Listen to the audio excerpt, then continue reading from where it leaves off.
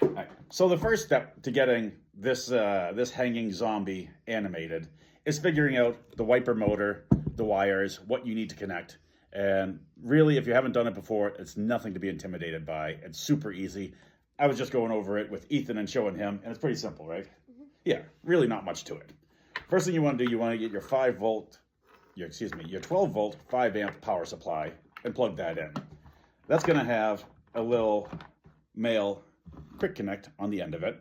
And I just have a little scrap piece of wire here that I put a female quick connect on, and I just have 2 bare wires on the end. And I'm just going to throw these into my little alligator clips here. I just happen to have this, but it's certainly not necessary. I've done them just holding it in my hand before. This is super low power, nothing you have to be worried about. And I'm going to plug that in. And when I say super low power, I mean I'm touching both the wires, nothing at all to be worried about here. Then what you're going to do is you're going to take that pigtail and you're going to snip the clip right off of it, the plug right off of it. And you're going to be left with, mine has 5 wires, some have 4. So you're going to have a power, a ground, a high speed, a low speed, and a park. All you need is your power and your low speed, but you need to figure out which one's which. So just by process of elimination, we started playing around with these wires, and I had a feeling black was going to be the power, just looking at the way the wires came in. So I'm going to touch black to one of the wires, and I'm going to touch the rest of them, one at a time, to the other wires I have set up, the other wire I have set up here. So there's black and white, nothing. Here's black and green. There we go, that's low speed. Black and yellow.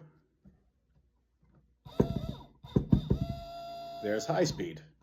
So we know black and green is what we want to make for a connection. So that's where the pulse width modifier comes into play, because you saw even on low speed, that's going to be way too fast. And on the back of these pulse width modifiers, it labels it right out there for you. Power positive, power negative, motor positive, motor negative.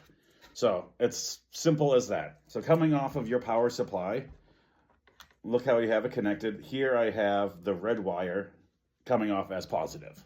So I'll go to positive power on here and connect it to that terminal. Negative power will be my black and red wire.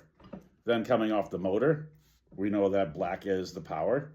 That will be motor positive, and then the green will be motor negative. I'm going to screw all those in, and I'll show you how it looks. So we got the PWM all wired up. And just like I said, looking at the back of it here, super simple. You have power positive, power negative. That's coming from the 12 volt 5 amp power supply. Then you have motor positive, motor negative, and those just, line right up with the terminals on the other side. When you're putting the wires in, make sure you don't stick them in too far where they touch anything beyond the terminals. Otherwise, I'll short it out and you won't get anything from your PWM. You won't get any power. So make sure that those wires are nestled right inside the terminals, and you'll be good to go. So we'll plug this in. Why don't you give her some juice?